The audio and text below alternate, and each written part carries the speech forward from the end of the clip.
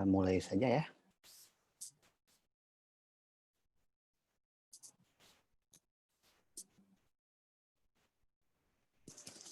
Apa suara saya terdengar? Terdengar, Pak. Terdengar, Pak. Oke. Bagi yang kuotanya unlimited, di on saja kameranya. Bagi yang fakir kuota, nggak apa-apa, di off. Supaya hemat. Oke ya. Bagi yang unlimited nggak apa-apa, di on kan saja. Ya baik, kita mulai. Bismillahirrahmanirrahim. Assalamualaikum warahmatullahi wabarakatuh.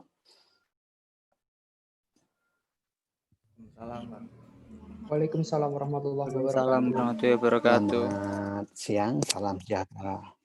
Salam sejahtera untuk kita semua. Terima kasih kalian sudah mau. Waduh, ternyata langsung berhenti ya.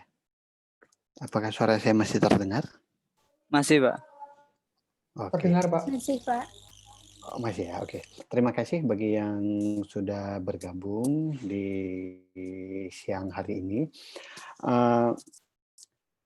Bagaimana? Oh ya, sebelum kita mulai kegiatan kita hari ini, ada baiknya kita berdoa terlebih dahulu. Berdoa dipersilakan.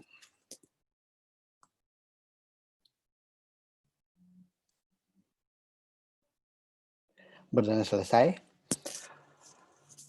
Baik, bagaimana kabar kalian siang ini? Alhamdulillah sehat, Pak. Alhamdulillah sehat Bram ya. Wah, alhamdulillah. Udah pada makan belum sih?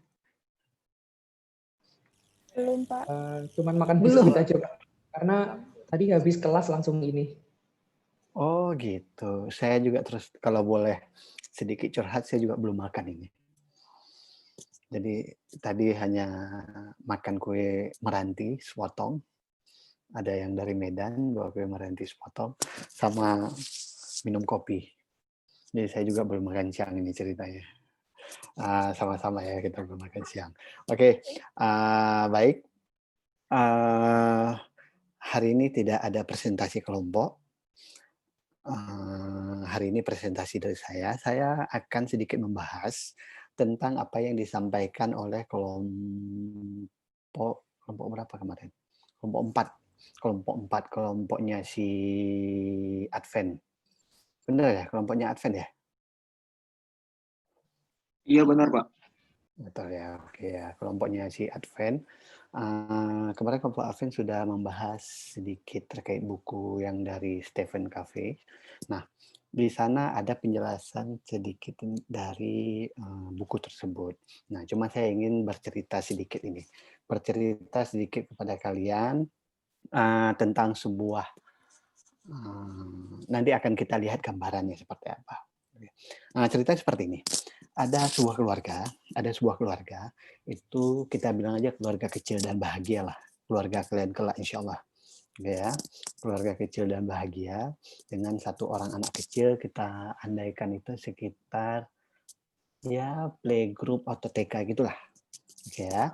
Ya nanti kalian kan juga akan berkeluarga nih. Insya Allah akan memiliki rezeki anak dan insya Allah akan ada suami atau akan ada istri.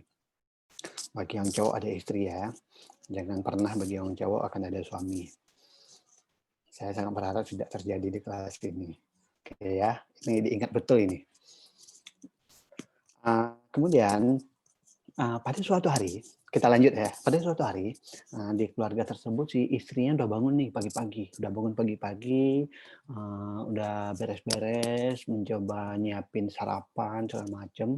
Gitu udah bangun pagi-pagi. Oh ya, Bram, kalau suara saya tiba-tiba agak putus atau tidak terdengar sama sekali, mohon dikonfirmasi ya, supaya tidak ngobrol kosong nanti takutnya. Oke ya. Kemudian, Siap, Pak. Baik. Oke, kemudian saya lanjutkan. Setelah udah bangun pagi dan nyiapin sarapan dan segala macam, nah kemudian si anak udah mandi, si anak sudah disiapkan juga untuk sekolah. Kemudian si suaminya juga udah siap nih ceritanya, udah siap, udah pakai baju rapi banget, dan segala macam. Nah si istri ini kemudian nyiapin kopi. Nah begitu dia nyiapin kopi, kemudian Si anak sudah duduk di meja makan, si suami sudah duduk di meja makan, mau sarapan ceritanya. Nah, ditaruhlah kopi oleh si istri tersebut. Kebetulan si istri naruh kopinya itu dekat anak. Nah, kemudian si anak ini mau meraih sesuatu, kenalah cangkir kopi tersebut. Nah, kopinya tumpah dan mengenai si suami. Udah rapi banget nih suaminya tadi nih, udah pakai dasi segala macam, bener-bener udah super rapi lah pokoknya. Tumpah kopinya kena si suami. Nah, kena juga cipratannya sedikit ke si anak. Si suami kaget dong, dan dia kesel, marah banget. Nah, ini catatan kecil di luar cerita, catatan kecil bagi para cowok. Kalau misalkan PDKT ini biasanya cowok-cowok ini manis banget. Itu dua keluarga bisa sedikit berubah cara berbicaranya. Oke ya. Nah, pas ke teman kopi, si suaminya ini langsung marah, langsung kesel. Misal nih contoh ngomong, gimana sih? Kamu punya mata nggak sih? Itu contoh itu. Jangan dipraktekkan nanti ya. Kamu punya mata nggak sih? Udah tahu ada anak kita. Kenapa kopi ditaruh di dekat anak? Kemudian si suami juga marahin si anaknya. Kamu juga, ngapain kamu ambil-ambil kopinya ayah, papa, atau apapun lah. Kamu ngapain ngambil-ambil kopi yang papa? Ini kan minuman papa. Kamu anak kecil ngapain pegang-pegang kopi? Gitulah intinya. Marah juga ke si anak. Gitu udah dimarahin, yang namanya istri itu pasti nggak happy ya. Kalau sudah dimarahin sama suaminya itu kan pasti cemberut dong. Nggak mungkin dia langsung tersenyum, nggak mungkin. Cemberut si istrinya. Si anaknya juga karena dimarahin sama si ayahnya, dia menangis. Si ayahnya karena udah ketumpahan kopi, dia langsung bergegas ke kamar ganti baju karena waktu juga udah mepet mau berangkat ke kantor. Kalau orang buru-buru lagi emosi dan segala macam, buka bajunya lama banget ya, pasti tuh. Entah yang kancingnya nyangkut segala macam, ada aja halangannya. Kok rasanya lama banget, kayak pengen tarik aja bajunya, karena pengen buru-buru ceritanya. Begitu sudah dilepas bajunya, diambil baju yang lain, udah kancing, yang namanya orang lagi emosian, melakukan sesuatu itu terasa lama. Bahkan kalau di kancing tuh bahkan salah-salah kancingnya. Udah salah lagi posisi kancing, buka lagi sambil marah-marah lagi. Kesel dan segala macam, udah campur aduk di situ. Begitu keluar, wajah istrinya itu sudah sedih, sudah ya cemberut dan sedih itulah dimarahin sama suaminya. Si anak masih nangis ceritanya. Si anak masih nangis. Sarapan sudah nggak menyenangkan, mereka sarapan, waktu juga sudah telat, buru-buru sarapan, langsung berangkat. Kebetulan istrinya juga bekerja, nganter istrinya. Anaknya nganter anaknya. Anaknya nggak mau say goodbye ke ayahnya, gara-gara dimarahin. Si istrinya juga diem di sepanjang jalan. Karena moodnya udah nggak bagus, ngelihat di jalan tuh salah semua. Klakson, tatet, tatet. Hubungan sama istri lagi diem-dieman. Sampai kantor, misalkan dia ternyata pimpinan, ada aja salahnya. Yang entah minuman belum ketaruh di atas mejanya, yang mungkin dia nyalain cleaning service, kok mejanya kurang bersih, ada aja salahnya. Ke bawahannya juga jadi bawaannya nyari-nyari salah. Moodnya udah nggak benar ceritanya. Sampai dengan pulang kantor, ketemu si anak, pengen peluk nih anaknya. Gara-gara anaknya dimarahin tadi pagi, anaknya masih ingat ke ayahnya. Si anak nggak mau peluk ayahnya, dia kabur, lari. Si istri juga masih cemberut gara-gara dimarahin. Jadi masih diam-diaman sampai malam. Pas tidur juga masih diam-diaman. Bahkan sampai dengan besok pagi. Bangun pagi besoknya itu masih diam-diaman. Masih marah-marahan, masih sedih dong istrinya dimarahin. Si anaknya juga masih takut ke ayahnya. Nah, kita kembali ke kejadian di mana pada saat kopi tumpah. Kita balik. Kita kembali lagi pada posisi kopi tumpah. Oke ya. Begitu kopi tumpah, apa kemungkinan lain yang bisa dilakukan oleh si ayah? Kemungkinan lain adalah dia mencoba untuk berpikir tenang. Begitu kopi tumpah, dia tidak emosi, dia nggak reaktif, kemudian dia langsung menanyakan gimana anaknya karena kena percikan kopi panas, kamu nggak apa-apa sayang. Begitu melihat kondisi seperti itu, si istrinya langsung dengan sigap, maaf sayang, kopinya aku naruh terlalu dekat dengan anak. Si suaminya menjawab dengan tenang, nggak apa-apa kok sayang, nggak masalah. Sini aku bantu bersihin. Si suaminya bersihin, bantu bersihin, si anaknya nggak dimarahin, si istrinya nggak dimarahin, si suaminya dengan tenang kembali ke kamar mengganti baju. Orang yang dengan tenang mengganti baju atau melakukan sesuatu itu akan jauh lebih cepat. Dia ganti baju dengan tenang, tidak emosi, tidak reaktif, ganti baju, keluar lagi. Begitu keluar dari kamar, si anak tidak menangis, si istri tidak bersedih. Benar ya? Betul ya? Begitu sudah di jalan, nganter si anak senang. Say goodbye ke ayahnya. Ngobrol sama istri, gimana sayang pagi ini, segala macam, obrol-obrol manis dan mesra lah intinya. Di jalan juga happy, nyampe kantor juga happy. Pulang dari kantor, ketemu dengan istri nanya, gimana kabarnya hari ini mas? Gimana kamu di kantor hari ini? Alhamdulillah, baik. Tadi siang makan apa? Tadi makan warteg, enak banget bun wartegnya. Cerita, ngobrol, cicet. Si anak gitu ketemu ayah, langsung dipeluk. Oke ya? Begitu sudah malam, mereka juga duduk bareng-bareng, ngobrol, nonton film atau apapun itu. Mereka melakukan hal yang sangat-sangat baik, sangat-sangat damai sejahtera, penuh kasih sayang. Oke ya, sampai besok paginya semua berjalan dengan seperti yang kita impi-impikan, kita idam-idamkan. Bayangkan, hanya contoh kecil dari satu reaksi atas satu kejadian yang sama. Ada kondisi dua reaksi, bayangkan. Pada kondisi dua reaksi menghasilkan kehidupan atau efek yang berbeda. Nah, ini yang mau, saya nggak bisa share screen, tolong dielu dong.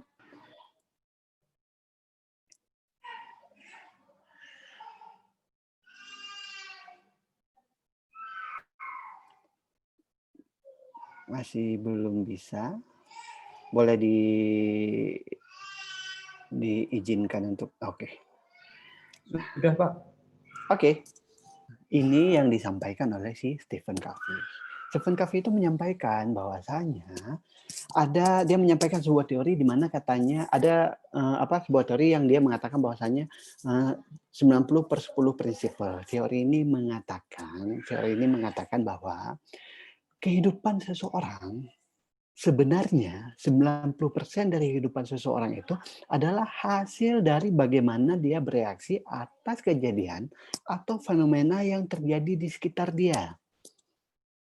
Sedangkan 10%-nya itu adalah sesuatu yang memang tidak bisa dia kontrol. Tidak bisa dia pengaruhi sama sekali. Misal kayak hujan, kemarau, lampu lalu lintas, ataupun berbagai macam kejadian sehari-hari yang dialami yang betul-betul dia tidak bisa mengontrol. Tapi yang dia bisa kontrol itu kejadian seperti apa? Misalkan jadian, ditembak, diterima, ditolak, itu bagian dari proses. Itu bagian dari proses, itu bagian dari reaksi. Kalian anak muda ya, pasti ada orang yang kalian PDKT dan segala macam. Nah, si Covey ini mengatakan bahwasanya ternyata 90% kehidupan kita itu dari hasil reaksi kita loh. Gimana kita bereaksi atas sebuah fenomena, atas sebuah kondisi. Kita kembali lagi ke cerita tadi. Bayangkan, hanya dari sebuah reaksi atas tumpahnya kopi, maka akan berefek sangat-sangat berbeda. 180% berbeda dari hanya sebuah reaksi. Maka 24 jam kejadian setelahnya, 24 jam kehidupan setelahnya akan dipengaruhi oleh reaksi tersebut. Jatuhnya kopi dan bagaimana reaksi si suami.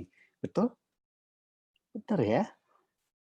Kita baru berbicara 1 kali 24 jam. Kita baru berbicara 1 kali 24 jam. Kalian bayangkan nanti pada saat kalian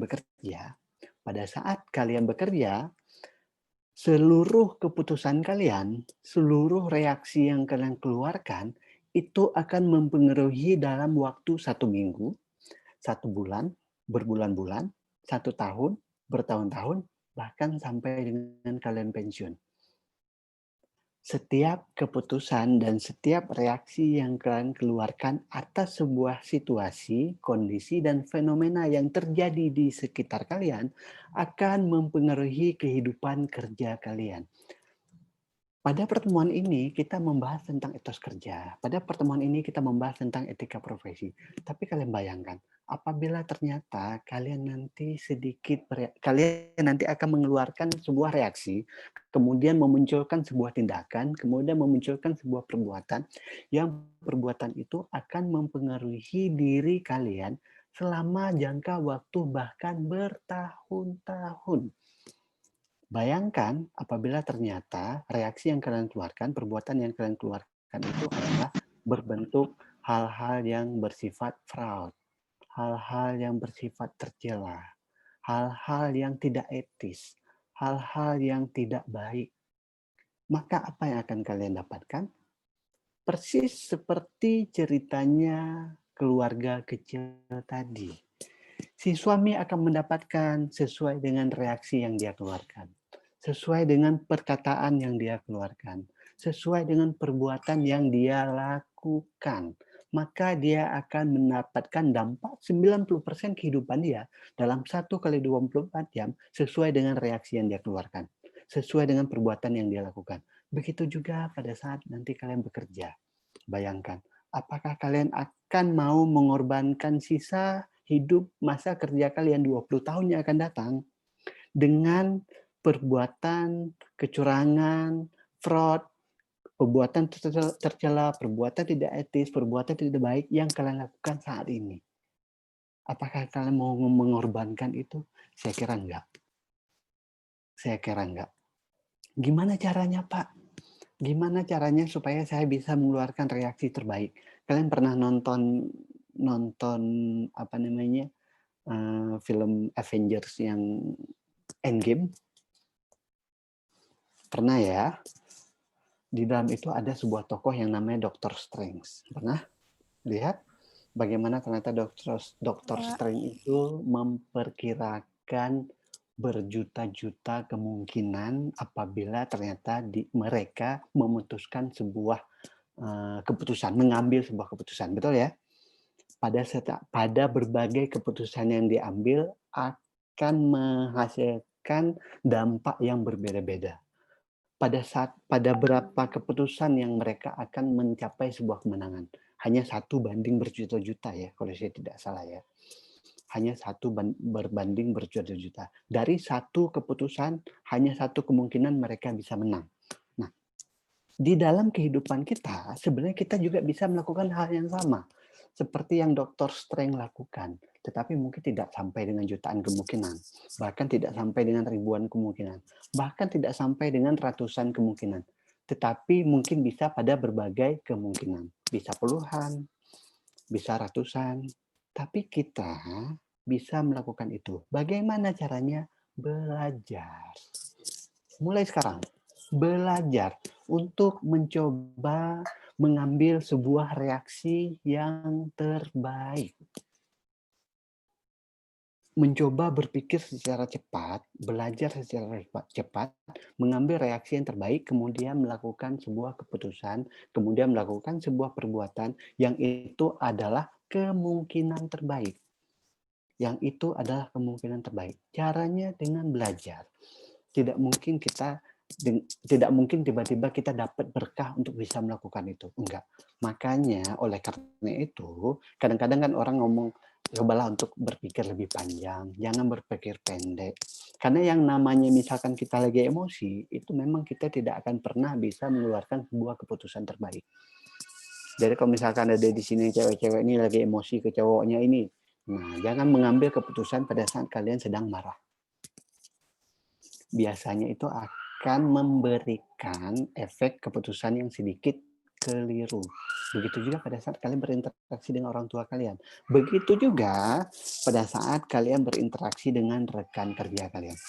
Mengapa saya sampaikan dan saya kaitkan dengan pekerjaan kalian nantinya?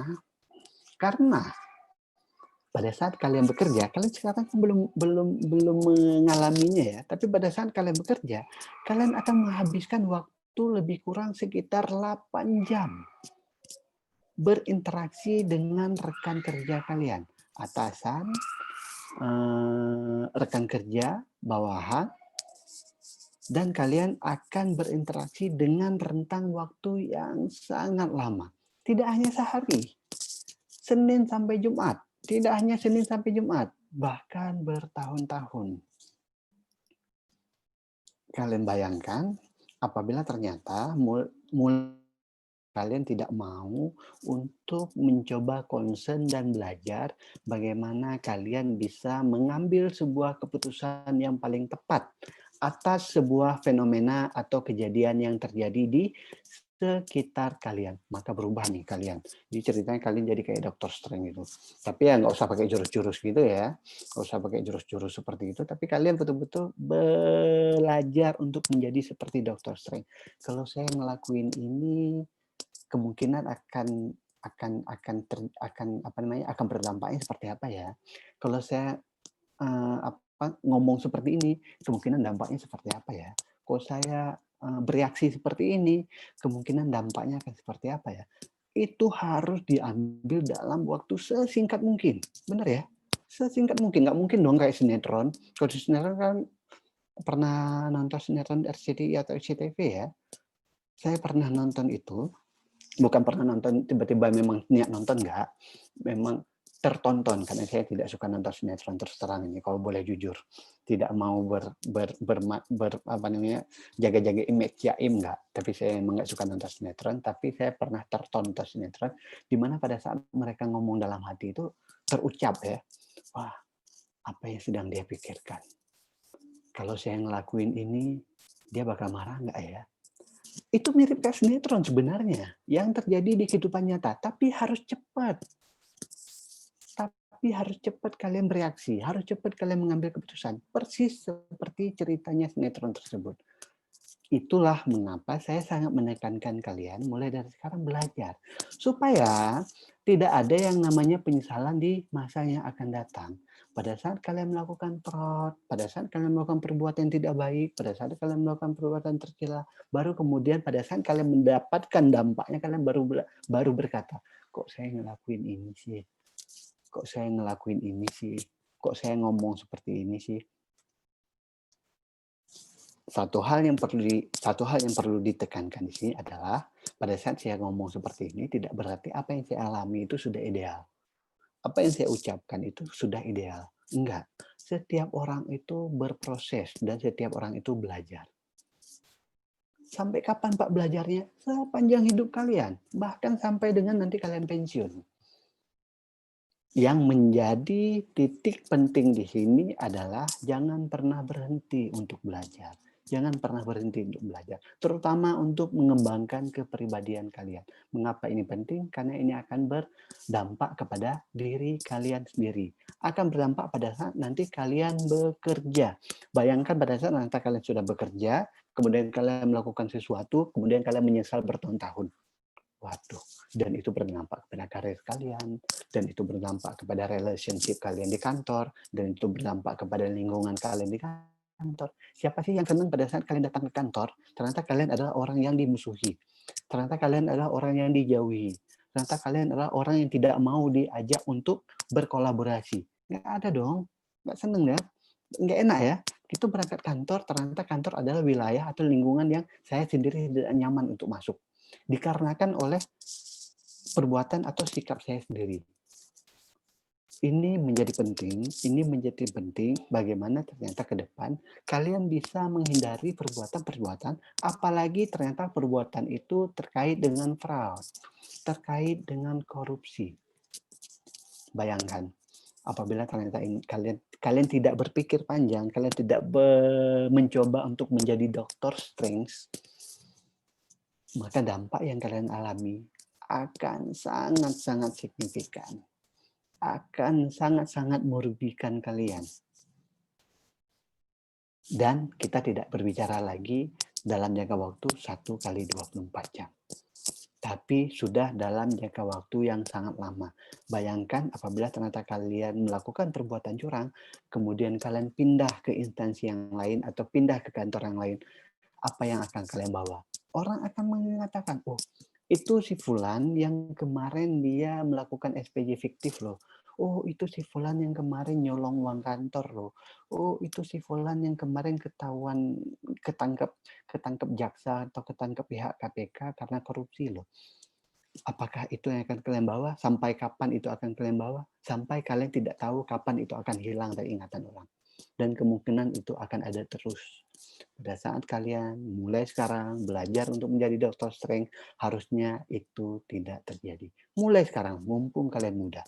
Mengapa saya sampaikan juga demikian? Mengapa saya sampaikan seperti ini? Karena yang namanya dunia kerja itu sangat dinamis. Dinamikanya itu sangat-sangat banyak. Bayangkan, kalian punya orang tua kan ya? Kalian pasti punya orang tua, minimal punya orang tua. Kalaupun tidak lengkap, ada ibu atau ayah. Ataupun orang tua kalian akan berinteraksi dengan orang-orang di sekitar kalian. Kita andaikan aja kalian punya ayah dan punya ibu. Apakah ayah dan ibu kalian selalu harmonis? Tidak pernah bertengkar? Enggak. Ada saja. Ini entah mereka saling kontra, entah mereka bertengkar, entah mereka berselisih pendapat, entah mereka diam-diaman. Pasti ada saja yang mereka ributkan. Baik kecil ataupun besar. Pasti itu ya. Pasti terjadi ya. Bayangkan, itu baru 2 kepala. Baru 2 kepala di dalam satu ruangan atau dalam satu rumah. Pada saat kalian nanti bekerja, berapa kepala yang kalian hadapi? Banyak. Entah itu 15 kepala, entah itu 20 kepala, entah itu 50 kepala, entah itu 70 kepala. Kalau mulai sekarang kalian tidak mau belajar untuk mengembangkan diri kalian, terutama soft kompetensi kalian, maka kalian akan sangat kesulitan. Orang yang 2 kepala saja, itu kadang sering ribut. Kalian sama pacar kalian ribut nggak sih? Ribut dong. Tapi nanti kalian akan ketemu dengan 20 kepala, akan ketemu dengan 30 ide, akan ketemu dengan 50 pemikiran. Bagaimana kalian bereaksi atas perbedaan-perbedaan yang terjadi di sekitar kalian. Apakah kalian mau menjadi orang reaktif, seperti si suami yang ketumpahan kopi kemudian langsung marah-marah? Atau kalian akan menjadi orang yang seperti Dr. Strange, mempertimbangkan kemungkinan terbaik, kemudian tetap kalem, tetap tenang, tetap positif, tetap menjadi orang baik, melihat sesuatu itu dengan sudut pandang yang jauh lebih baik, kemudian baru kalian bereaksi. Pak, gimana itu supaya bisa cepat seperti itu, Pak? Belajar. Makanya saya ngomong ini sekarang, supaya nanti kalian bisa renungkan, supaya nanti kalian bisa belajar. Apakah besok? Enggak. Seterusnya, bahkan untuk saya sendiri. Tidak hanya untuk kalian, untuk saya sendiri. Kapan saya akan sampai pada posisi ideal atau pada posisi puncak? Tidak pernah. Tidak pernah sampai. Tidak akan pernah sampai tercipta kondisi ideal. Hal seperti ini, kondisi seperti ini akan terus terjadi. Dinamikanya akan terus berubah. Ke depan, kita nggak tahu dunia kerja akan seperti apa. 10 tahun yang ke depan, kita nggak tahu dunia kerja akan seperti apa. Tetapi yang perlu kalian persiapkan, apakah orang lain? Apakah kalian memaksa orang lain untuk sama atau seide atau sepikiran dengan kalian? Tidak. Yang perlu kalian siapkan adalah diri kalian sendiri.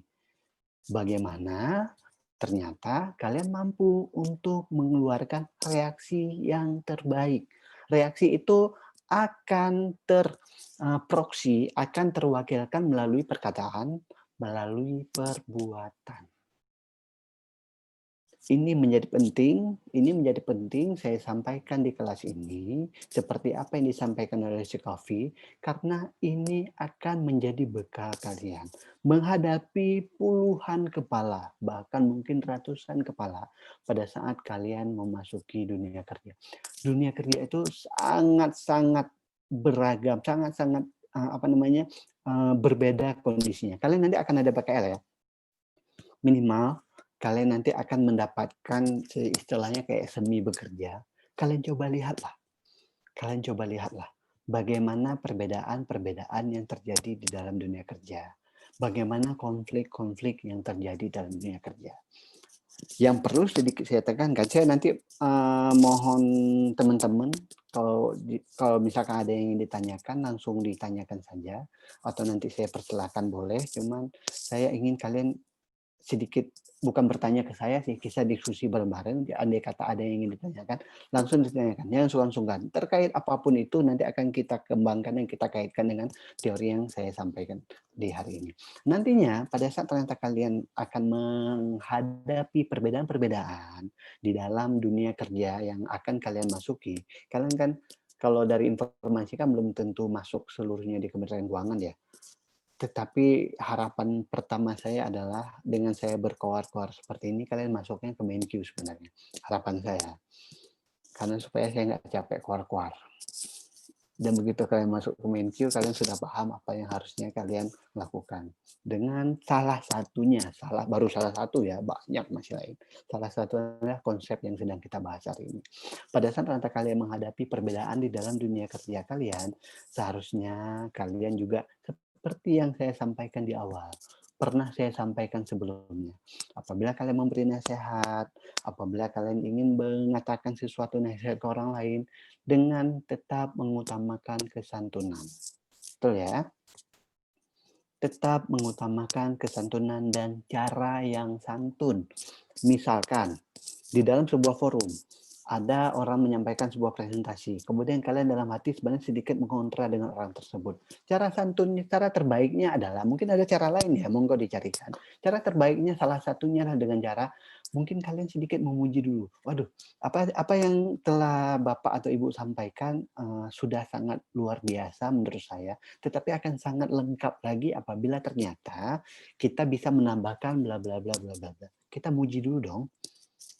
Orang udah capek-capek presentasi, udah capek-capek menyampaikan ide, kalau misalkan kita langsung ngomong, kayaknya yang lu sampaikan tadi omong kosong doang deh. Nggak ada apa-apanya deh. Mending kayak gini, kalau menurut gua kayak gini deh. Mending kita ngelakuin itu kayak gini. Bayangkan, orang akan mau menerima seperti apa? Tetap dengan cara yang santun. Walaupun niat kita baik. Walaupun niat kita baik. Pada saat kita ingin memberi nasihat ke orang lain, memberi nasihat apabila ternyata orang lain itu melakukan sesuatu yang menurut kita keliru. Alangkah baiknya nasihat diberikan secara empat mata, tidak di depan forum. Misalkan nih, contoh bener-bener ekstrim banget. Woi, Adi, kok gue kemarin ngeliat lo di pasar ngambil buah apel sih di tengah ruangan orang rame. Ngambil buah apel di pasar lo masukin tas, kayaknya lo nggak bayar ya? Niat kita baik, nasihat, memberi nasihat, tapi caranya salah. Enggak. Panggil si Adi baik-baik, ngomong empat mata, bro. Nih mohon maaf, bro. Gua karena sayang sama lu, makanya gua ngomong. Kalau gua nggak sayang, gua nggak peduli. Karena gua sayang sama lu, gua nanya nih sama lu, kok kemarin gua ngeliat lu ngambil apel ya di pasar. Kalau boleh gua nanya ini, lu bayar nggak sih? Mohon maaf nih sebelumnya. Ngomong baik-baik, empat mata. Begitu juga nasihat yang lain, ini nasihat ekstrim ya. Begitu juga nasihat yang lain. Alangkah baiknya disampaikan dengan cara santun dan dengan bahasa yang santun. Karena pada saat kalian tidak mau belajar untuk ini, maka kalian tidak akan bisa untuk mencoba mewarnai. Dunia kerja itu hanya dua hal yang akan menjadi kondisi yang akan kalian alami dalam dunia kerja. Kalian diwarnai atau kalian mewarnai. Sesimpel itu. Alhamdulillah kalau ternyata dunia kerjanya baik, lingkungannya baik, maka saya akan sangat rela untuk diwarnai. Dan saya juga mewarnai orang lain dengan kebaikan yang saya bawa. Tapi siapa yang menjamin dunia kerja kalian akan baik? Siapa yang menjamin nanti instansi kalian bekerja, kalian akan ditempatkan di ruangan yang berisikan orang-orang yang positif? Sementara seperti yang saya sampaikan di awal, kalian akan dihadapkan dengan puluhan orang dan puluhan kepala dengan puluhan ide dan puluhan pemikiran. Apakah semua pemikiran itu baik? Apakah dengan kita menjadi baik, kita serta-merta bisa reaktif? Contoh kecil, pada saat ternyata kita sebagai seorang pengendara mobil nih ceritanya, kita di jalan, kemudian ada sapi. Mari kita lihat benar dan tidak benarnya. Kita yang di jalan bawa mobil itu posisinya benar. Karena jalan diperuntukkan, jalan aspal nih ya, diperuntukkan untuk si mobil. Si sapi tidak diperuntukkan untuk di jalan tersebut. Dia diperuntukkan untuk di rumput hijau, di peternakan. Betul ya? Kita pisahkan antara itu berdua. Kita pada posisi yang benar, sapi pada posisi yang salah. Apakah kita benar akan dengan PD-nya, saya benar kok, ini jalan untuk mobil. Maka kita mengambil sebuah tindakan, bereaksi dengan langsung menabrak si sapi. Itu namanya keputusan yang konyol. Walaupun kita benar. Walaupun kita pada posisi benar. Tapi konyol apabila ternyata kita mengeluarkan sebuah keputusan dengan kita langsung menabrak si sapi. Walaupun ternyata si sapi itu salah. Benar ya? Begitu juga pada saat nanti kalian bekerja. Tidak serta-merta pada saat kalian merasa kalian yang paling benar, maka kalian bisa langsung bereaksi secara reaktif. Oleh karena itu saya tekankan lagi, walaupun kalian merasa benar, kadangkala ada masanya di mana kalian harus menahan diri. Oh, saya hold dulu. Saya benar kok, tapi kalian ada kadangkalanya, ada masanya di mana kalian harus menahan diri. Tidak bereaksi secara berlebihan walaupun kalian yakin 100% kalian itu benar.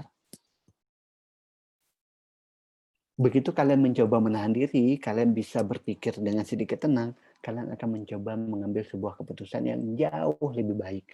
Oh, saya benar. Gimana nih caranya supaya ide saya yang baik ini bisa tersampaikan ya? Dengan cara kalian sedikit menahan diri, maka kalian tidak akan mengambil keputusan dengan menabrak si sapi. Tidak.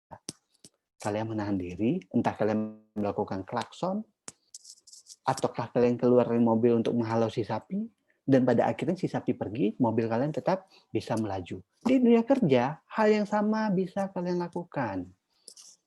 Si Calvi mengatakan, apapun yang kalian lakukan, 90% kehidupan kalian yang kalian alami itu adalah hasil dari, kan kalian PDKT ke orang, bagi yang cowok misalkan. PDKT ke orang. Pada saat kalian PDKT ke orang, apa yang kalian lakukan? Apabila ternyata kalian memang melakukan hal-hal yang baik, misalkan kalian memang melakukan pendekatan secara positif, kalian mengenal secara positif, kalian mencoba belajar dan menunjukkan ke dia bahwasanya kalian memang memiliki kepribadian yang positif. Bukan berarti kalian menjadi orang lain, kalian menjadi diri kalian sendiri. Apa efeknya? Kalian akan menikah. Hal positif akan terjadi dari tindakan-tindakan positif yang kalian lakukan. Bagaimana munculnya tindakan positif? Itu diawali dengan bagaimana kalian berpikir. Betul ya? Ini penting. Ini penting. Tindakan positif diawali dengan bagaimana kalian berpikir. Pada saat ternyata kalian berpikir secara positif, mencoba berbagai kemungkinan, mensimulasikan berbagai kemungkinan dari efek atau dampak yang akan terjadi apabila kalian mengucapkan sesuatu atau kalian melakukan sesuatu. Dan di dunia kerja kalian nantinya akan sangat-sangat jauh lebih kompleks daripada hanya sekedar cerita yang saya sampaikan. Percayalah, saya sudah bekerja dari 2004, saya sudah 16 tahun bekerja, saya sudah melalui berbagai kondisi dan lingkungan di kantor, sangat-sangat memiliki dinamika yang sangat lebar dari apa yang kalian pikirkan. Minimal pada saat nanti kalian PKL, kalian coba lihatlah sekeliling kalian. Cobalah belajar dari itu. Bagaimana ternyata pembelajaran ini bisa menjadi bekal kalian ke depan. Bekal kalian ke depan ini akan bermanfaat ke siapa? Ke diri kalian. Dan setelahnya akan bermanfaat ke keluarga kalian. Otomatis kalian setelah belajar, punya pengalaman, kalian ngobrol dong ke istri atau suami kalian. Kalian ngobrol dong ke istri atau anak kalian. Dan pada saat yang bersamaan, seperti yang saya lakukan, kalian terus mengikat diri kalian ke kebaikan. Bener nggak sih? Kalau setelah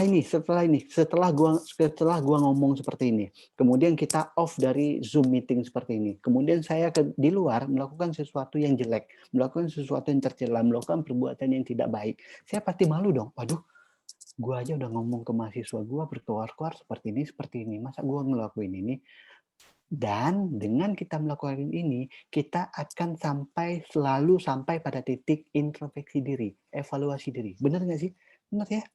Maka sering-seringlah ngomong hal baik supaya ngikat ke diri kita. Begitu kita melakukan sesuatu yang tidak baik, kita cepat sadar. Waduh, kok gua ngomong seperti ini sih? Malu ah. kemarin gue udah ngomong ke mahasiswa gue yang bener-bener, gue sendiri ternyata ngelakuin ini. Dengan mengikat seperti ini, dengan mengikat diri pada kebaikan seperti ini, kalian akan dengan mudah introspeksi dan evaluasi diri. Introspeksi dan evaluasi diri akan semakin membentuk pemikiran kalian untuk bisa bereaksi dengan baik. Loh, kenapa? Dengan pengalaman yang terjadi sebelumnya, kalian cepat mikir dong. Kemarin gue pernah ngelakuin seperti ini, nggak bagus ini hasilnya. Jangan deh. Kemarin gue ngomong seperti ini, nggak baik ini. Jangan deh. Dari pengalaman. Artinya pengalaman itu akan memberi input untuk membantu kalian mensimulasikan berbagai kemungkinan seperti yang Kavi sampaikan tadi. Efeknya adalah 90% kehidupan kalian nanti dipengaruhi oleh diri kalian sendiri. Hasil dari kalian bereaksi atas diri kalian sendiri. Ini penting supaya kalian tidak terlalu, bukan saya bilang kalian tidak boleh berekspektasi, boleh ya. Cuman saya ingin kalian jangan terlalu berekspektasi bahwasanya nanti dunia kerja kalian akan pada kondisi yang ideal. Kalian harus mempersiapkan diri apabila ternyata dunia kerja yang kalian lalui, yang kalian hadapi nantinya, itu bisa jadi tidak seideal yang kalian harapkan. Begitu ternyata kalian menghadapi sebuah situasi yang ternyata tidak ideal, kalian punya bekal atas ini. Gimana nih gue bereaksi? Kayaknya kemarin pernah deh kita bahas ini. Kayaknya gue sudah belajar deh mempersiapkan diri gue untuk hal-hal yang seperti ini. Inilah bagaimana ternyata bekal ini akan bermanfaat ke kalian. Karena di yang namanya dunia kerja, ini hasil penelitian ya, bukan saya yang ngomong. Ini hasil penelitian di Amerika, kebetulan diteliti kepada perusahaan-perusahaan besar yang ada di Amerika. Mungkin kalian pernah baca, mungkin dosen lain juga pernah menyampaikan. Bahwasanya kesuksesan seseorang di dalam dunia kerja itu tidak dipengaruhi oleh kecerdasan ataupun yang diproyeksikan dengan yang namanya IPK.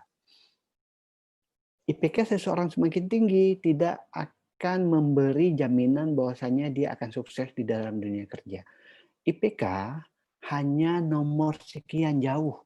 Kalau saya nggak salah itu bahkan nomor 20-an atau belasan. Nomor pertama dan nomor kedua itu adalah kejujuran. Orang sering memproyeksikan ini dengan integritas, walaupun ini dua hal yang berbeda, tapi ini mirip. Kejujuran atau integritas dan kedua komunikasi. Ini yang sangat mempengaruhi seseorang sukses dalam dunia kerja. Artinya ini merupakan hasil dari bagaimana ternyata kita mensimulasikan pikiran kita untuk bereaksi. Benar nggak sih? Benar.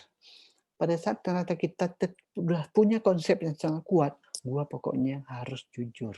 Apapun yang gua kerjakan, apapun yang gua katakan, gua harus jujur. Ke diri kita sendiri. Kemudian gue harus belajar gimana cara ngomong ke orang. Ilmu komunikasi. Kemudian gue harus belajar gimana ngomong depan forum. Ilmu public speaking. Komunikasi sangat penting. Orang akan pasti mendengar yang namanya nasihat baik. Dan disampaikan dengan cara baik. Orang nggak akan dengar yang namanya nasihat baik disampaikan dengan cara arogan. Atau disampaikan dengan cara reaktif. Nggak akan ada. Walaupun isinya baik. Percaya deh. Tidak ada orang yang senang dimarahin walaupun isinya baik. Nggak ada. Orang jauh lebih senang pada saat ternyata isinya baik, tapi juga disampaikan dengan cara yang baik. Ini benar-benar kompleks ya. Bagaimana ternyata pada saat ternyata kita sudah belajar untuk mensimulasi otak kita bagaimana bereaksi, bagaimana berkata, bagaimana bertindak, kemudian kita juga harus mencari cara untuk menyampaikan itu dengan cara yang terbaik. Nah, ini penting. Ada pertanyaan sampai dengan di sini? Ayo dong tanya. Apa aja?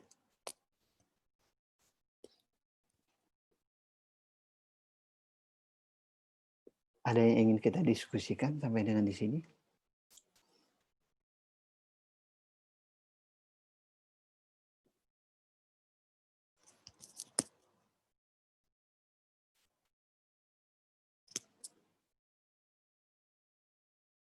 Sudah sangat jelas semua apa yang saya sampaikan? Ayo dong, siapa aja lah pengen diskusi, tidak kita tidak menutup menutup menutup tema hanya dari apa yang saya sampaikan ini ya. Bebas, kalian bebas bertanya, apapun yang ingin tanyakan. Ada?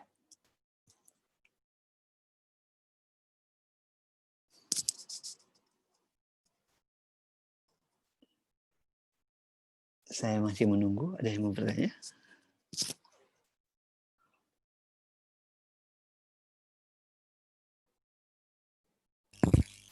Pak, izin bertanya. Oke, dengan siapa ini? Putri Tania, Tania. Pak. Oke, gimana Putri? Saya tadi pernah tertarik sama penjelasan Bapak yang bilang sebenarnya tuh jujur sama integritas itu tuh beda, tapi hampir sama. Itu maksudnya gimana ya? Oke. Itu aja Tania? Iya Pak, segitu dulu aja. Oke. Jujur itu sebenarnya sedikit berbeda dengan yang namanya integritas. Kalau jujur itu, kalau murni kita berbicara, jujur itu hanya sering diaplikasikan dalam bentuk perkataan. Walaupun orang banyak berkata jujur dalam hati, jujur dalam pikiran, jujur dalam perkataan, bisa seperti itu ya. Tetapi yang dinamakan integritas itu sudah merupakan satu keselarasan yang wajib. Orang dikatakan memiliki integritas pada saat ternyata dia memiliki kesamaan atas roh, rasa, raga, dan rasio. Sama semua, semuanya selaras. Jadi pada saat ternyata dia ngomong, oh yang namanya nyolong itu memang nggak baik loh. Tidak hanya dari lisannya saja, tetapi rasanya juga mengiyakan, rasionya juga mengiyakan, perbuatannya, raganya itu juga mengiyakan. Paham ya maksud saya ya? Artinya walaupun ini sebenarnya mirip banget. Bilang jujur sama integritas itu mirip banget sebenarnya. Tetapi pembedanya adalah begitu kita berbicara integritas, maka ini merupakan sebuah kesatuan yang sangat utuh di mana seseorang itu memang selaras seluruhnya. Mulai dari ruhnya, mulai dari rasionya, mulai dari rasanya, dan mulai dari raganya, selaras semuanya. Itu sudah harus menjadi syarat mutlak di mana seseorang bisa dikatakan berintegritas. Oleh karena itu, orang lebih sering menggunakan kata-kata integritas untuk menjelaskan bagaimana ternyata untuk mengharapkan bagaimana ternyata seorang pegawai itu betul-betul pada kondisi yang ideal. Kondisi ideal adalah setiap pegawai memiliki integritas. Kalau di dalam soft kompetensi, pada saat kita assessment, itu sisi integritas itu dinilai pada level 1 sampai 4. Itu ada ilmunya mengukur itu. Tidak hanya integritas, tapi juga terkait kerjasama, juga terkait dengan sinergi, terkait dengan teamwork, terkait dengan relationship, itu dinilai 1 sampai 4. Nah, apa saja indikator perilaku 1 sampai 4 itu nanti waktu kalian bekerja itu akan dijelaskan. Ada sesi untuk pengembangan itu. Bagaimana ternyata kalian bisa sampai ke level 1, bagaimana ternyata kalian bisa sampai ke level 2 yaitu mengajak orang lain, bagaimana kalian sampai pada level 3 itu menjadi role model, bagaimana kalian sampai kepada level 4 itu indikator perilakunya banyak. Nah, terkait integritas itu juga banyak nanti indikatornya. Tetapi yang menjadi pembeda pentingnya adalah begitu kita berbicara integritas, maka kita akan berbicara seluruh aspek di dalam diri orang tersebut akan menjadi selaras.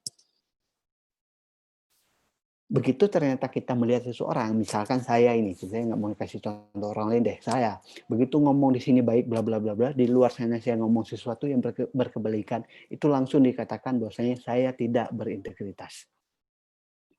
Begitu hari ini saya ngomong, ayo kalian perbanyaklah sedekah. Ternyata saya di luar sana tidak sedekah sama sekali.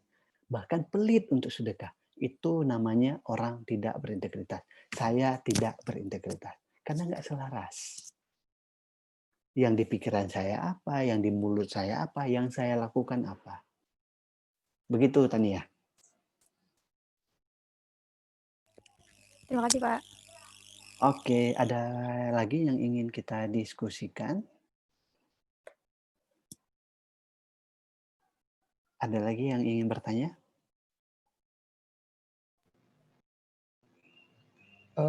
Permisi Pak, Oke, Bram.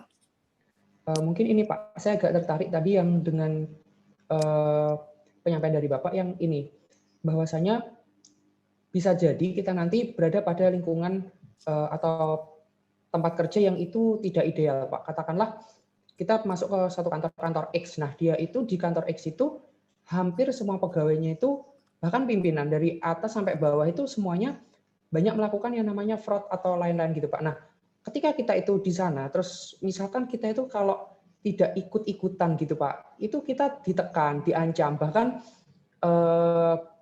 bagaimana Pak bisa mengancam karir kita gitu loh, Pak. Nah, itu kan kadang-kadang kita takut, Pak, kalau seperti itu, Pak. Jadi seperti buah simalakama, Pak. Kita nanti ikut, nah itu juga sudah sesuatu yang salah, tapi kalau nggak ikut, itu juga atasan nggak suka, banyak yang nggak suka, akhirnya dimusuhi gitu, Pak. Nah, itu bagaimana, Pak? Kira-kira apa yang harus kita lakukan kalau berada pada lingkungan yang seperti itu? Terima kasih, Pak. Oke, luar biasa nih pertanyaan Bram.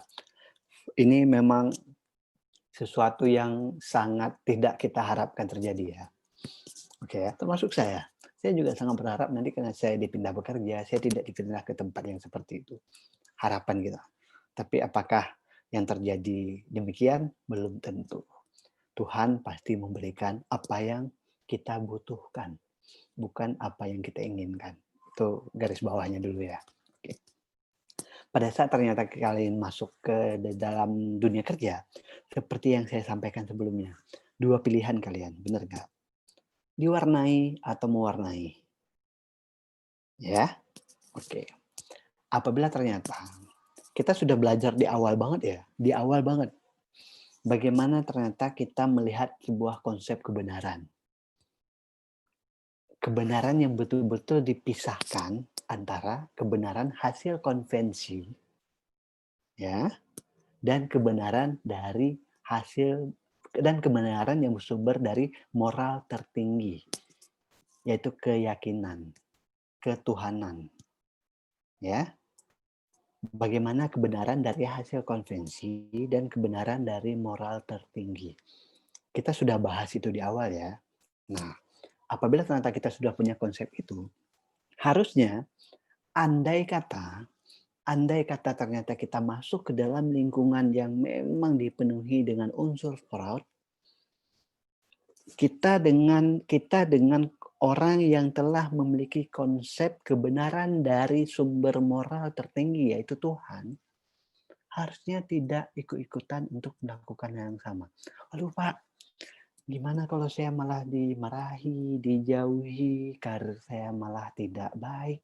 Apakah kalian akan mengambil karir kalian? Apakah kalian akan memperoleh karir kalian? Ataupun apakah kalian ingin kalian nantinya karir kalian cemerlang tetapi dari kondisi yang tidak baik?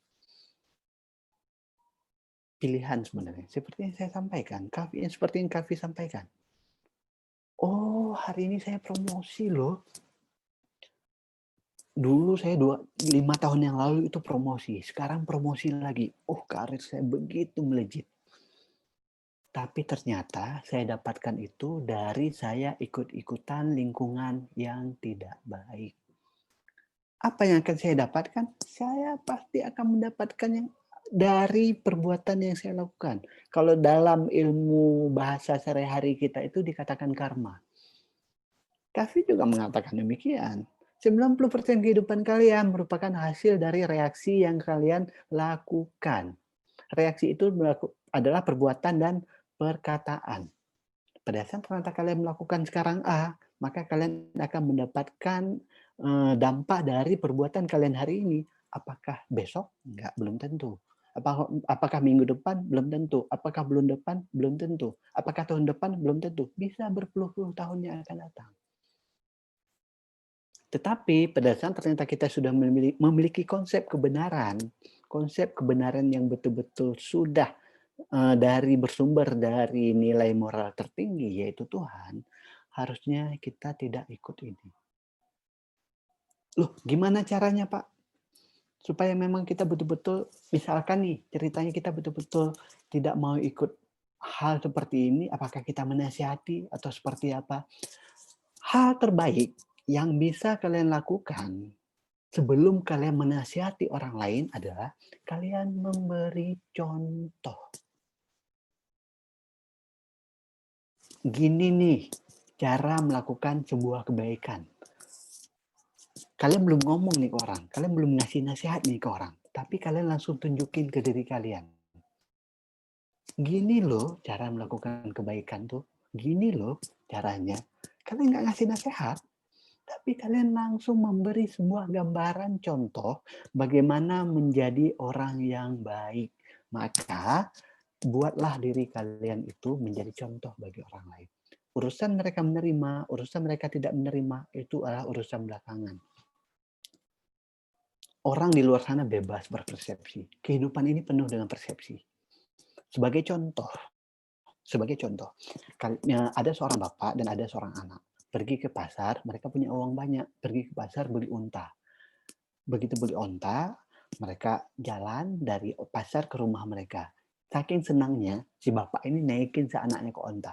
Ayo nak, naik unta baru ini. Unta mahal. Kita jalan. Di tengah jalan, orang ngomong, si anak ini benar-benar nggak ada rasa hormat ke orang tuanya. Nggak berbakti sama sekali si anak. Masa si bapaknya disuruh jalan, dia naik unta. Dengar nih si bapaknya, waduh nggak enak nih. Besok karena orang kaya ceritanya, besok beli unta lagi. Karena memang butuh unta. Begitu mendengar orang ngomong seperti itu, si bapak sekarang giliran naik. Dia jelasin ke anaknya, nak, kamu sekarang tuntun ya, kemarin orang ngomongin kita nggak enak. Biar bapaknya naik. Biar kamu dibilang orang yang berbakti. Jalan mereka. Ketemu orang lain lagi. Orang lain itu ngomong, itu bapak benar-benar nggak ngasih contoh ke anaknya. Masa tega dia yang naik, anaknya disuruh tuntun? Benar-benar nggak jadi contoh, nggak jadi panutan itu si bapak itu. Capek anaknya nuntun jalan kaki. Dengar si bapak, udah nggak enak ini. Karena orang kaya beli lagi onta, karena butuh ontanya. Beli lagi onta, karena udah dengar seperti itu, naiklah dua-duanya. Begitu naik dua-duanya, ketemu lagi orang lain di jalan, orang ngomong, ini bapak sama anak benar-benar nggak ada otak. Dua-duanya naik ke atas onta, bayangkan berat. Nggak kasihan apa mereka sama ontanya. Kok bisa sih si bapak sama si anak ini nggak mikir? Dengar bapaknya, waduh nggak enak. Karena orang kaya, besok beli onta lagi. Begitu beli onta, ya udah nak. Daripada dia ngomongin orang, mending kita nggak usah naik lah. Begitu di jalan, ketemu orang lain lagi. Ini bapak sama anak ngapain beli onta kalau ternyata nggak dinaikin. Dua-duanya malah jalan kaki. Di luar sana, orang bebas, Bram, dan teman-teman yang lain, berpersepsi. Orang bebas berpersepsi. Tapi selama perbuatan kalian itu tidak menyalahi kodrat kebenaran tertinggi, yaitu kebenaran dari Tuhan, kalian betul-betul melakukan perbuatan baik, tidak menyalahi kebenaran dari moral tertinggi, maka kalian ada kalanya tidak terlalu mendengarkan apa yang menjadi persepsi orang. Ada kalanya seperti itu pada saat nanti kalian bekerja. Kalian cukup melakukan apa yang menurut kalian baik, harus betul-betul baik ya, bukan sesuatu yang benar-benar kalian hanya hasil dari pemikiran saja, tapi betul-betul nilai baik dari moral tertinggi, value baik dari moral tertinggi. Misalkan contoh, berbakti kepada orang tua. Seluruh orang di penjuru dunia itu memang meyakini bahwasanya berbakti pada orang tua itu baik. Bersedekah, membantu orang lain. Semua orang berkeyakinan bahwasanya membantu orang lain dengan cara bersedekah ke orang yang miskin atau orang tidak punya apa-apa, membantu orang lain mempermudah urusannya dalam hal yang baik, itu merupakan hal baik. Nah, Ada kalanya setiap orang di luar sana pasti berpersepsi, tetapi kita tetap melakukan hal yang sama, tetap jadi orang positif. Apabila ternyata kita tidak bisa menasihati lingkungan kerja kita yang sangat-sangat amburadul lah ceritanya, semoga nggak terjadi ya. Tapi andai kata ternyata kita mendapat di lingkungan seperti itu, mungkin kita tidak akan bisa mengeluarkan nasihat. Tetapi kita bisa menjadi contoh. Gini loh jadi orang baik itu. Cerita lainnya, sebagai manusia, wajar apabila ternyata kita apabila diperlakukan buruk. Rasanya kalau kita punya kesempatan untuk membalas orang tersebut, akan kita balas. Benar nggak sih? Manusia, wajar. Wajar ya. Saya misalkan, saya diperlakukan buruk oleh orang lain. Begitu ternyata saya punya kesempatan untuk membalas orang tersebut, maka sebagai manusia wajar rasanya, waduh, balas ya nih orang nih kemarin jahat nih ke gua nih. Gua jahatin lagi nih. Nah, yang ingin saya tekankan di sini adalah apabila ternyata kalian ingin menunjukkan level kalian berbeda, apabila kalian ingin menunjukkan level kalian berbeda, harusnya kalian melakukan hal yang baik. Apabila ternyata hal buruk yang kalian terima, kalian balas dengan keburukan ke orang tersebut, maka kalian sama buruknya dengan orang itu. Benar nggak sih?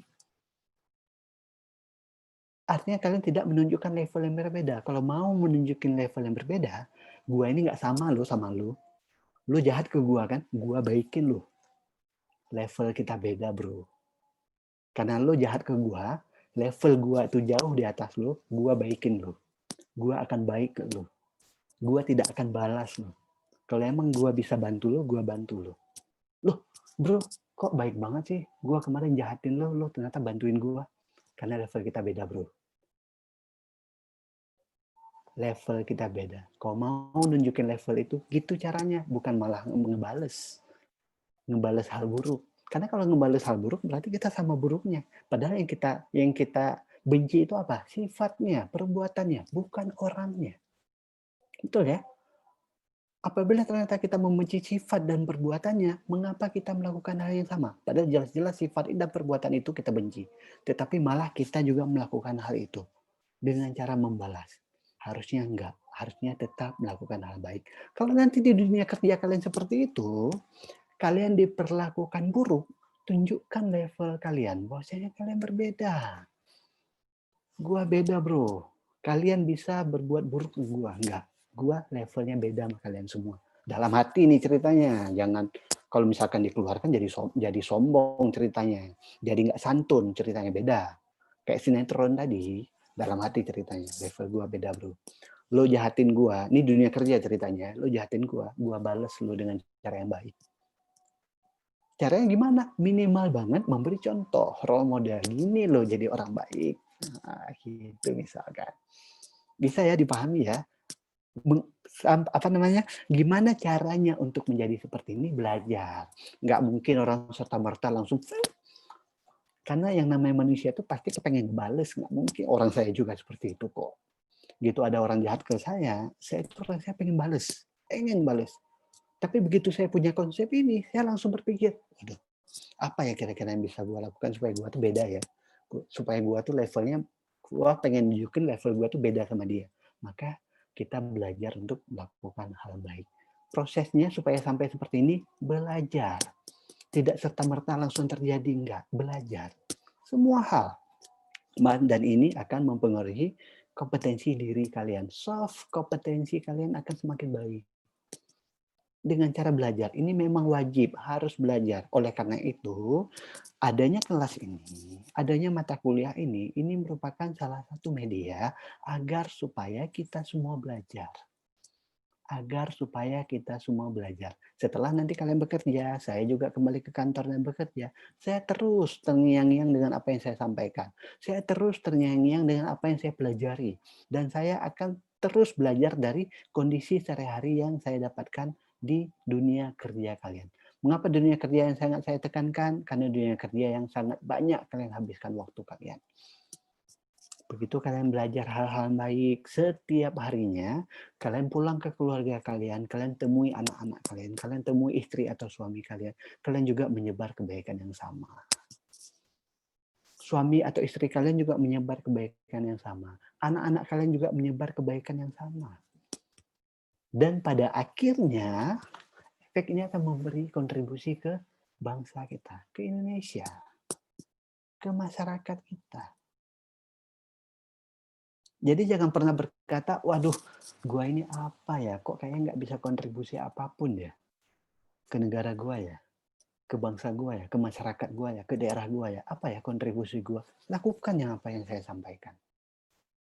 Evaluasi diri kalian, belajar untuk meningkatkan soft kompetensi diri kalian, maka kalian sudah membantu bangsa kalian.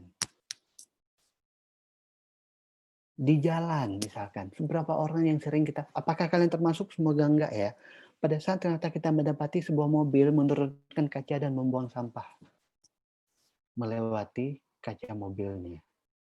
Apakah itu sering terjadi? Sering. Di jalan sering terjadi.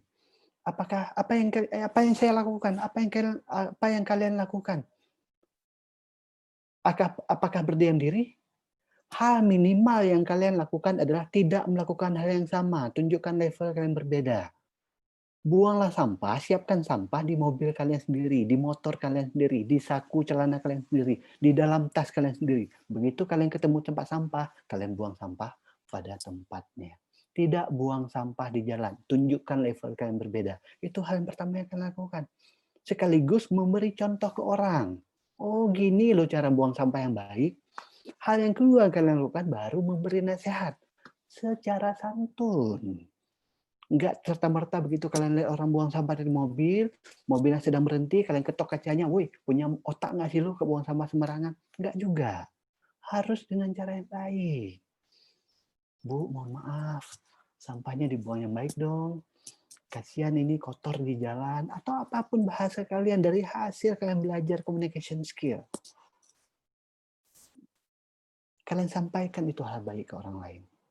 Begitu juga pada saat kalian nanti akan berkeluarga, kan kalian sampaikan ke suami kalian sampaikan ke istri kalian.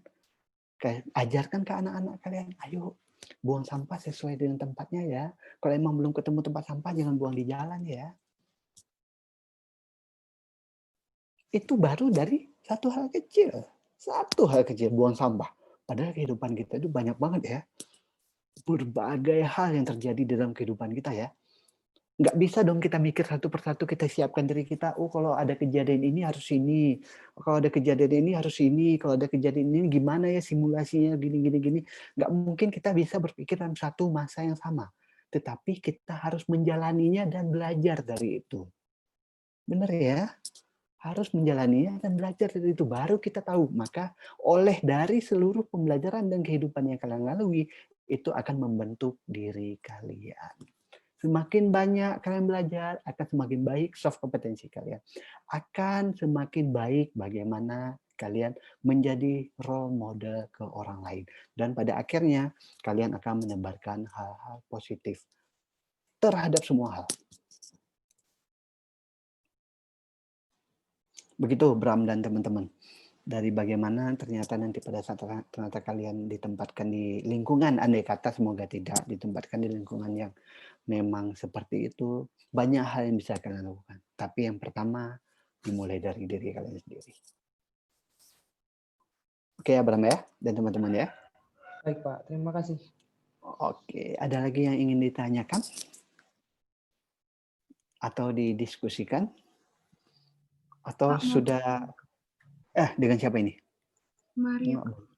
Oh Maria, oke Maria, gimana Maria? Tapi ini sebenarnya terkait sama apa namanya Pak, disiplin PNS Pak.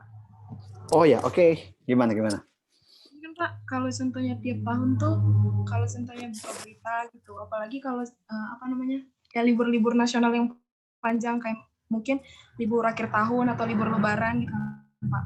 Biasanya tuh nggak henti-hentinya pasti media itu memberitakan kalau ada yang PNS yang pasti bolos di hari pertama seharusnya bekerja gitu Pak setelah liburan. Nah, pertanyaan saya tuh menurut Bapak tuh seberapa besar sih itu sebenarnya berpengaruh ke pandangan masyarakat melihat PNS? Kenapa sih PNS jadi kayak gini gitu Pak? Maksudnya ya gitu Pak maksudnya. Oke. Apa dan itu termasuk pelanggaran kode etik juga nggak Pak? Oke. Itu termasuk pelanggaran kode etik juga atau enggak ya? Iya Pak. Oh ya, oke. Saya udah pernah nyampein ke sini apa belum ya? Saya agak lupa kelas mana yang saya sampein. Kebanyakan kelas ini. Kenapa sih masyarakat ini, warga negara Indonesia ini kayaknya sering banget ngebawelin PNS, ngelihat PNS atau Belum Pak, belum pernah. menilai PNS. Belum kayaknya Bram ya. Semoga belum. Kalau sudah ya sudah, kita anggap belum aja. Andai kata sudah, kita anggap belum aja. Karena saya lupa. Oke.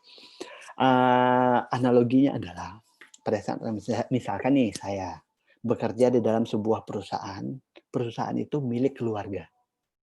Perusahaan itu milik keluarga. Saya kerja di perusahaan tersebut. Maka pada saat saya menjadi pekerja, siapa orang yang akan ngebawelin saya? Si pemilik perusahaan, ya enggak? Betul ya? Berarti si keluarga itu, mulai dari bapaknya, mulai dari ibunya, mulai dari anaknya, mulai dari pamannya, mulai dari bibinya, mulai dari neneknya. Begitu melihat saya mungkin kerja yang nggak bagus, perusahaan keluarga nih ceritanya, mereka pasti bawelin. Lo jangan kerja seperti itu dong, gini. Dia bawelin. Lo kerja yang bener dong, lo kayaknya kinerja lo nggak bagus deh bulan ini. Yang bawelin yang punya perusahaan. Bener ya? Kita tingkatkan lagi. Kalian kerja di dalam sebuah perusahaan yang pemiliknya itu kalau kita bilang masih kerabat. Jadi lumayan banyak pemiliknya. Ada misalkan sekitar 50 orang pemilik perusahaan tersebut. Lu kerja di perusahaan itu. Yang bawelin lu siapa? 50 orang itu. Benar nggak? Pada saat kita sudah berkeputusan menjadi PNS dan gaji kita dibayar dari uang rakyat, dari pajak. Setiap rakyat, maka setiap orang akan ngebawelin lu. 300 berapa sih penduduk Indonesia sekarang? 250 juta akan ngebawelin lu. Wajar, karena kita kerja untuk mereka. Itu sudah menjadi konsekuensi. Oleh karena itu, di berita tuh banyak banget PNS yang bolos, PNS yang membawa kendaraan dinas tidak pada tempatnya, PNS yang duduk di warung kopi, PNS yang bekerja tidak baik, PNS yang banyak banget beritanya. Coba aja searching. Karena memang mereka punya hak untuk bawel ke kita. Dan kita sudah membuat sebuah keputusan, kita akan menerima dan bersedia dibayar dari uang rakyat, dari uang pajak.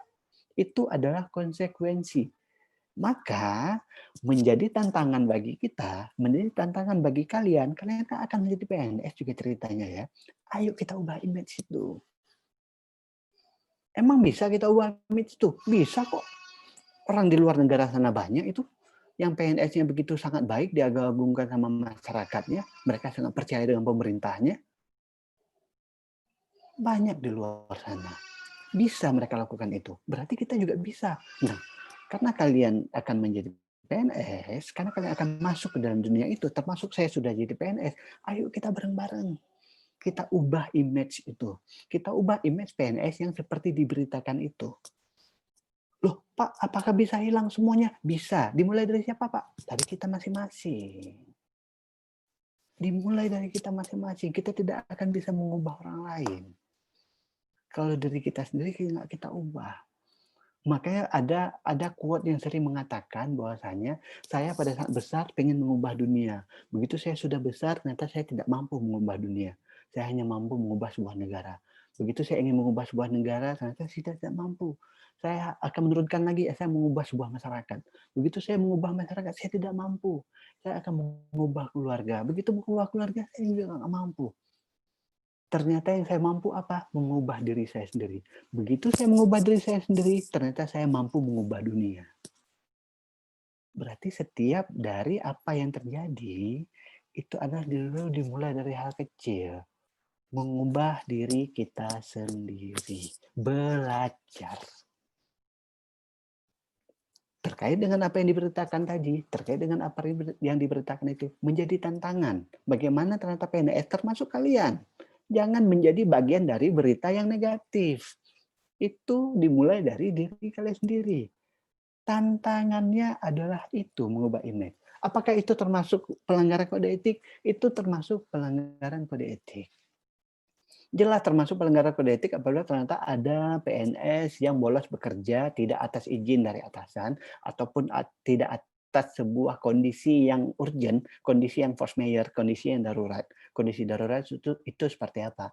Yang si PNS-nya sakit, yang si orang tuanya sakit, yang si anaknya sakit, yang si istrinya sakit, yang si mertuanya sakit. Itu adalah kondisi-kondisi darurat yang dimungkinkan terjadinya bencana alam, terjadinya bencana kebakaran dan segala macam. Dan kondisi-kondisi darurat memang sudah diatur. Selama memang tidak memenuhi semua kriteria itu dan si PNS melakukan bolos kerja, itu merupakan pelanggaran kode etik. Dan kita, saya, kalian, ayo bareng-bareng kita ubah image ini.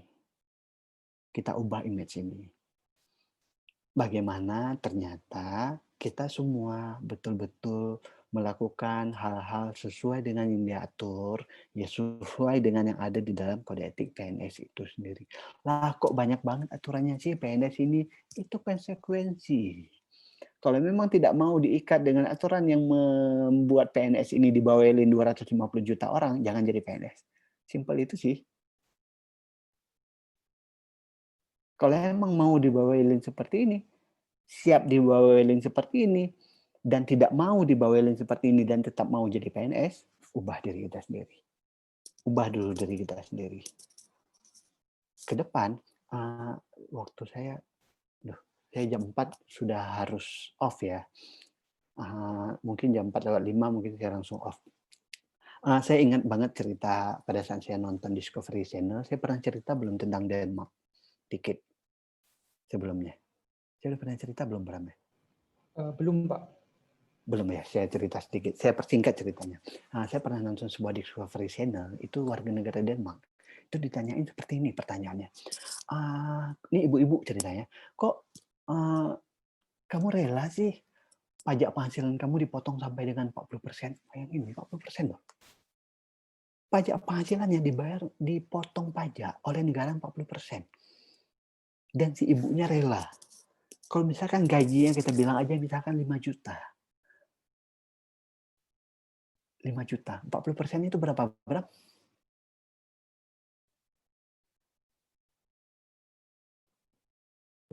2 juta rupiah, Pak. 2 juta. 2 juta dipotong untuk pajak. Di Denmark. Gaji 5 juta, 2 juta dipotong untuk pajak. Diambil sama negara. Dia cuma dapat 3 juta. Tetapi apa yang dijawab sama si ibu itu? Saya sangat rela. Kaget si interviewernya nih. Yang mau interview nih. Hah? Kok bisa sih? Apa dong? Pengen tahu dong. Kenapa kok rela sih masa dipotong penghasilan 40%? Kayaknya kalau saya sendiri nggak rela ini kayaknya. Kalau negara ngambil penghasilan saya 40%. Begitu ditanya, apa jawaban dari si ibu tersebut? Karena saya tahu 40% uang saya ini bakal dikemanain. Dari mana dia tahu bakal dikemanain? Dari apa yang dia dapatkan. Pada saat dia kecil dulu, dia sekolah nggak pernah bayar. Fasilitas sekolahnya bagus. Dari dia kecil sampai dia dewasa, dia mendapat fasilitas kesehatan yang baik. Dari kecil dia sampai dewasa, dia mendapat lingkungan yang baik. Ada akses jalan yang baik. Segala pengurusan birokrasi itu diurus dan diatur dengan sangat baik dan dilayani dengan sangat baik. Bayangkan, dia dari kecil langsung diberi semua kehidupan yang baik oleh negara. Dari kecil. Bahkan sampai dia kuliah, dia tidak membayar, dia bilang. Dan dia tahu bahwasanya negara yang membayar kuliahnya dia. Pada saat dia sakit, dia nggak perlu bayar rumah sakit. Dia tahu negara yang ngebayar. Pada saat dari kecil sampai dia dewasa dan dia punya anak dan dia dipotong 40%, rela nggak dia? Rela. Karena anak dia akan mendapatkan hal yang sama. Karena dia juga terus mendapatkan hal yang sama. Dan si aparatur pemerintahnya itu dipercaya. Tidak apa? Tidak melakukan korupsi. Betul-betul uang mereka itu digunakan dengan semestinya. Loh, gimana budaya dan kondisi ini kita ciptakan? Mulai dari diri kita sendiri. Mulai dari kita sendiri. Tidak melakukan fraud. Tidak melakukan korupsi. Supaya muncul kondisi seperti itu. Apakah bisa? Bisa. Orang aja bisa. Kenapa kita nggak bisa? Pada saat kondisi Indonesia sudah menjadi makmur dan dipotong pajaknya 60% dari penghasilannya, orang seluruhnya rela. Waduh, nggak apa-apa. Toh juga saya tahu akan dikemanakan. Saya juga menikmati itu. Anak-anak saya juga pasti akan menikmati itu. Mereka memberi kepercayaan penuh ke aparatur negaranya, ke pemerintahnya. Semua warga negara percaya penuh kepada pemerintahnya. Kapan kondisi ini akan tercapai? Pada saat setiap dari kita, dimulai dari kelas ini, dimulai dari saya, mau berbenah diri, mau berubah. Hal kecil, simpel memang, kecil banget. Tapi karena ini dimulai dari setiap orang, maka ini harus kita ajak secara masif. Sejauh apa kalian bisa mempengaruhi orang lain, semakin tinggi nanti wewenang kalian, semakin tinggi jabatan kalian, semakin besar pengaruh kalian. Betul nggak sih? Kalau konsep ini di awal kalian sudah betul-betul paham banget, sudah betul-betul yakini banget, begitu kalian dapat jabatan, kalian dengan mudah mempengaruhi orang lain, bahkan memaksa orang lain untuk melakukan hal yang baik. Benar nggak? Mungkin di awal-awal saya nggak bisa ngelakuin apa-apa. Begitu saya punya jabatan, saya bisa melakukan hal yang jauh lebih besar, lebih masif kebaikannya. Dimulai dari keluarga. Dimulai dari mana tadi? Tetap dari diri sendiri pastinya. Harus itu, wajib itu. Harus dimulai dari diri kita sendiri. Maka seiring berjalannya waktu sampai pada titik kalian, pada profesi kalian apapun nanti ke depan, pada jabatan apapun nanti kalian ke depan, maka kalian akan bisa memanfaatkan semua kesempatan itu untuk semakin menciptakan sebuah kondisi yang betul-betul kita harapkan bersama. Betul-betul sebuah negara yang makmur, betul-betul sebuah negara yang bebas dari korupsi, betul-betul sebuah negara yang memberi layanan terbaik. Pemerintahnya itu dipercaya. Pengen nggak sih seperti itu? Pengen. Apakah tiba-tiba langsung muncul seperti itu? Enggak. Harus kita mulai. Harus dimulai. Minimal saya harus mulai dulu. Si Bram harus mulai, si Melki harus mulai, si Rifki harus mulai, Noval, Yulika, Nadir. Semua harus mulai dari diri dia sendiri. Kemudian ini akan menjadi masif. Apakah kita pesimis? Kita harus optimis. Apakah akan bisa? Bisa. Mirip seperti ujian. Kalau kalian ujian, misalkan saya tanya ini nih. Kalian besok ujian? Iya. Udah belajar belum hari ini? Sudah. Udah siap belum kalian? Pada kondisi mana kalian menjawab kalian siap? Bisa nggak kita ngukur bahwasanya kita siap? Enggak. Abstrak ya. Kita nggak bisa ngukur kalau kita akan siap. Apa yang menyebabkan kita berani menjawab siap? Optimis. Siap. Karena optimis, kita nggak bisa ngukur angka berapa kita udah siap. Besok kita menghadapi ujian, pada persentase berapa kita sudah siap. Kita nggak bisa ngukur sama sekali. Tetapi itu muncul jawaban siap. Saya akan siap besok karena optimis.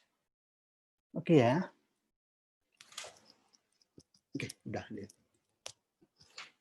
Karena kita optimis, makanya kita bisa menjawab itu. Begitu juga pada saat saya menjelaskan ini.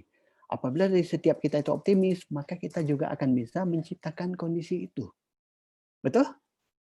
Jadi saya berharap semua dari kita mulai sekarang, kita komitmen semua bareng-bareng, kita belajar berbenah ke diri kita masing-masing. Tidak membenahi orang lain dulu, tapi diri kita dulu. Oke ya?